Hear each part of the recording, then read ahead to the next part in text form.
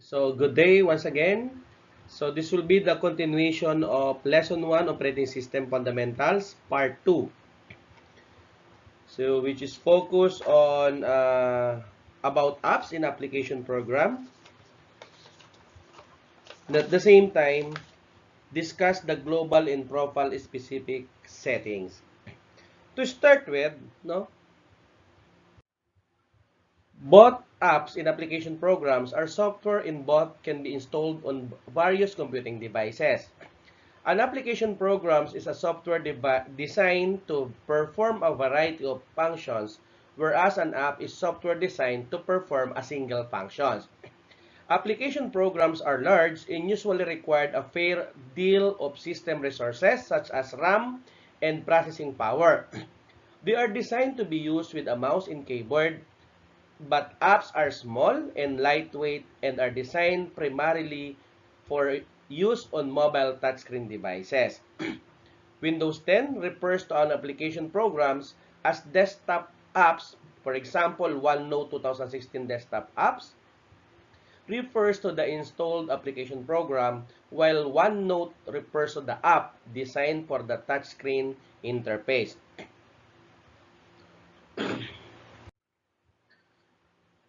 Search box or Cortana. Just to the right of the start button is the search box. So we have here, click in the search box and begin typing. Windows will display topics and file names that match what you type.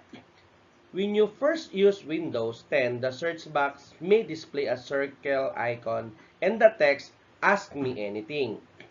And these elements are part of Cortana, the Windows 10 personal assistant.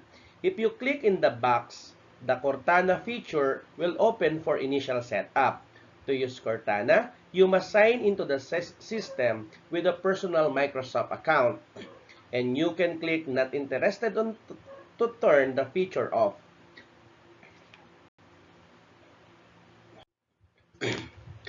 Now, using the taskbar. The taskbar appears at the bottom of the Windows desktop, although you can move it to either side or to the top of the window. So it includes the item described in our screen. Taskbar buttons, a button displayed in the taskbar for its open application program for some built-in Windows application such as Microsoft Edge or File Explorer, and for any application which you have pinned to the taskbar. Task View is a new view in Windows 10 that shows small windows of all your running applications in the middle of the screen and display a command for creating virtual desktop. Notification area. Display the time and date and provide quick access to items such as the volume control or a wireless network connection. Action Center. Click this button to open the Windows Action Center. Show Desktop. Point at this button to make all open windows transparent so you can see the desktop for a moment, or click it to instantly minimize all open windows on the desktop. Task View. New in Windows 10, Task View shows small windows of your running application and new desktop icon. You can click a window to bring the particular application to the front of your screen, or you can point the mouse pointer over a window to display a close button and click the close button to close the application. You can also click New Desktop to create a virtual desktop. In computing, the word virtual refers to the way a particular component or environment appears to a user. So for example, a virtual desktop is a software implementation of a physical desktop. It does not exist physically, but you can use it as if it did exist physically. So, as what I have here, click the virtual desktop to bring it front and center. When you are finished working with the virtual desktop, display task view, point the mouse pointer over the desktop you want to close to display a close button, and click the close button to close the desktop. The Action Center. When you click the Action Center button in the notification area, the Windows 10 Action Center open as a sidebar. Okay?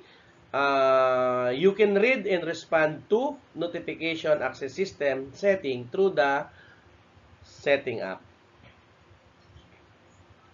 The button that appears in the Action Center are called Quick Action, and you can control which Quick Action buttons display by configuring the notification setting. Actually, you can also display the Action Center by pressing Windows plus A or by sweeping or swiping in from the right on a touch screen. The taskbar buttons. When you open a program, an underlined button for the application appears in the taskbar as a visual clue that the program is running. If you point the mouse pointer over a taskbar button, Windows display a preview window for each file that is open within the application.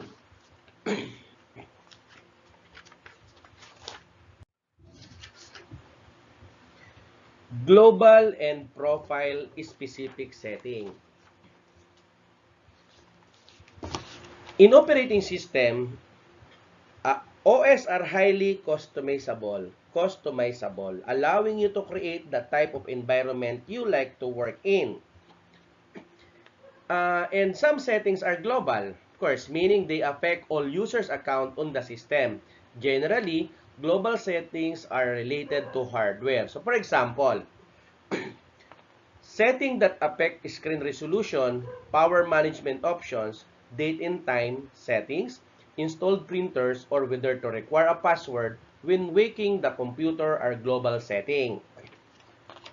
Profile-specific setting are setting tied to an individual user's profile. This affect only one user account on the system.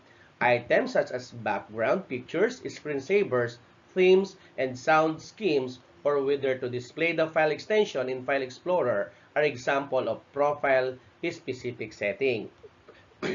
There are two main areas from which you can access setting.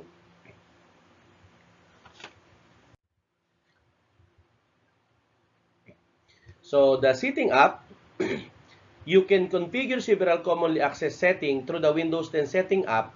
Click Start and then Setting to open the main window of a Setting app. From this window, actually, you can browse the categories of use of search box and upper right corner to find what you are looking for, including advanced options on specific pages in the control panel. Now, we need also to take note that you can also right-click on the desktop and click either Display Setting or Personalize to open specific setting windows in the Setting app. How about the Windows Control Panel? The Control Panel is the area in Windows where you can access features to customize setting for devices on your system.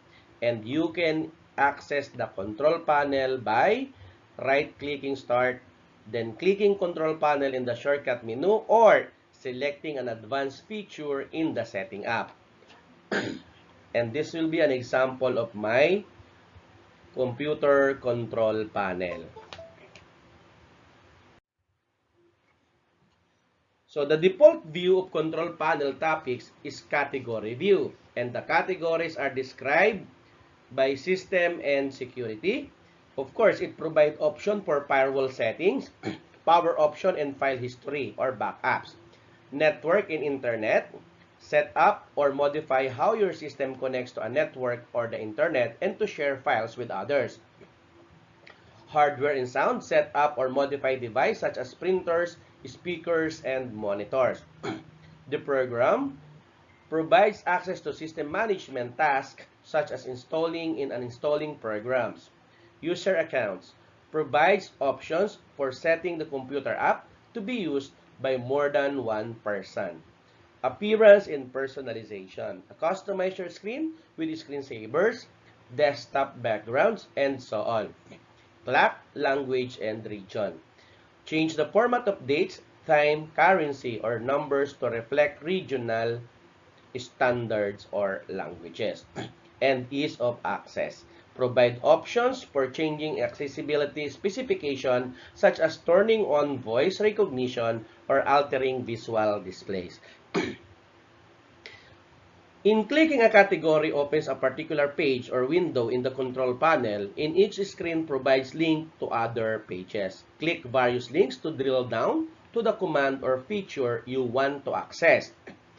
Note that in the preceding discussion, a small down-facing arrow displayed to the right of the word category, and this arrow denotes that a drop-down list or drop-down menu is available. And when you click the arrow, a list open and drop down on the screen, allowing you to click an option.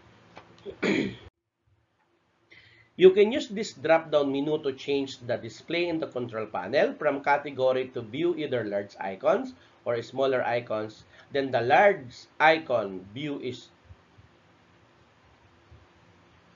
given here in our presentation.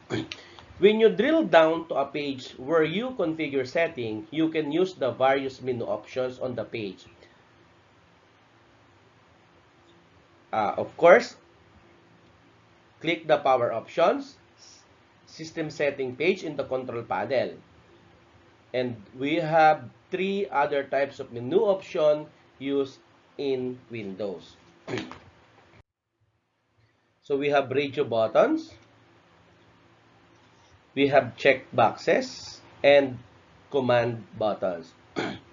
So as you can see here, radio buttons force a user to select one option out of a group of options. Check boxes allow users to turn one or more options choices on or off. And the command buttons enable a user to either save or abandon configuration setting choices. The dialog boxes. In Windows, you open specify setting through dialog boxes. A dialog box is a window that displays on top of all other windows. It's designed to accept user inputs, and it remains open until you close it.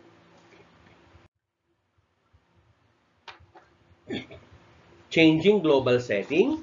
So you can use the control panel on the setting app to customize many operating system settings, including global settings.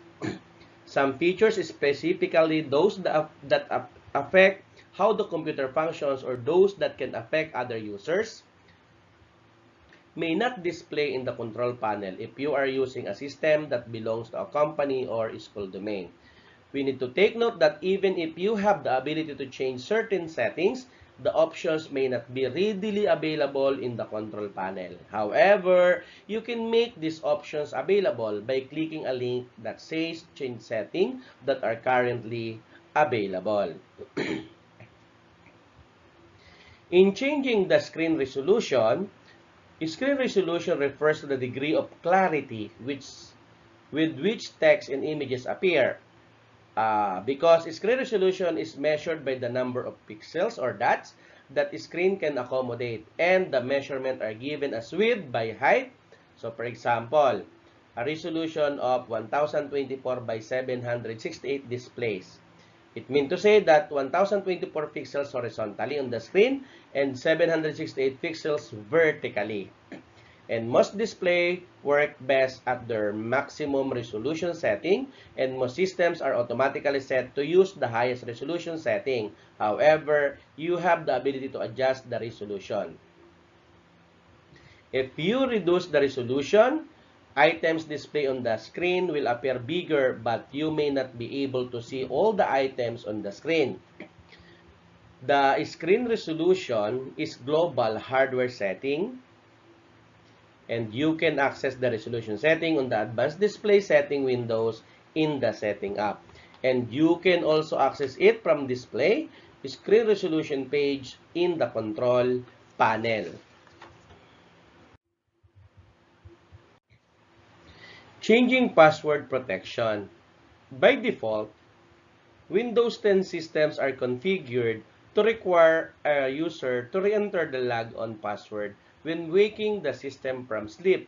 However, you can reconfigure these options through the Accounts windows or the Setting app. So, as what we have here, Alternately, you can change the setting on the power option, system setting page of the control panel. Changing power management options, hibernate mode, which is available on laptops, is not included in the power menu by default, and you can, however, specify to add these options to the power menu through the power option, system settings page in the control panel as well.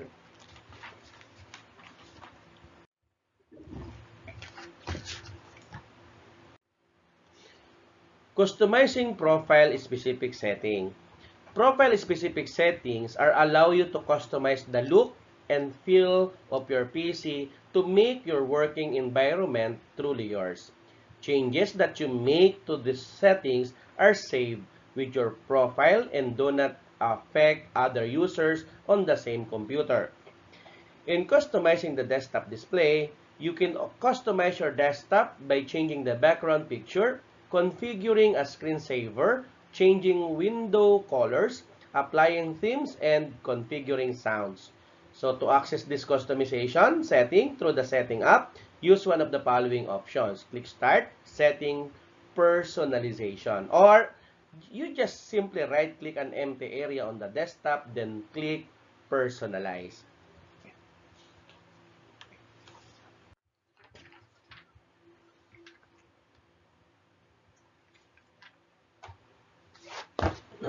Now, you can use the tabs within the Setting app windows to make your customization. A few of the links of advanced setting take you to an appropriate page in the control panel. To access this customization setting directly through the control panel, right-click, then click Control Panel Appearance and Personalization, then choose Personalization. In Windows 10, a theme is a combination of pictures, colors, and sounds. Each theme includes a desktop background, a window border color, sounds, and screen saver. So my themes you have customized, save, or download. When you make changes to a theme, the new setting appear in this section as an unsaved theme. Windows default themes that are included with Windows 10. Installed themes that are created by computer manufacturers or non-Microsoft providers. High constant themes that are designed to improve computer performance or to make items easier to see. Click any theme to select it. For the selected theme, you can change the window color, sounds, and screensaver settings. Simply click the theme component at the bottom of the personalization window to access the configuration setting. To customize the desktop, use the desktop background option to display the background tab of the personalization window in the Setting app. Use the color option to display the colors tab of the personalization window in the Setting app. Then click a color square to specify an accent color. And you can also tell Windows to automatically select an accent color based on colors in your background pictures. Use the sounds option to apply a specific sound scheme to the theme. The sound scheme determines which sounds play when particular Windows events such as closing a program or minimizing a window occur.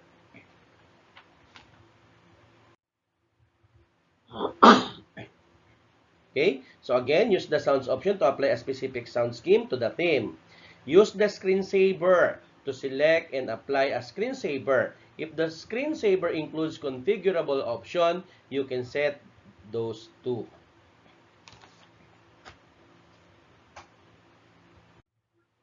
And this will be my references for the part 2 of lesson 1 about operating system fundamentals. So, see you on the lesson 1 part 3. Good day, everyone.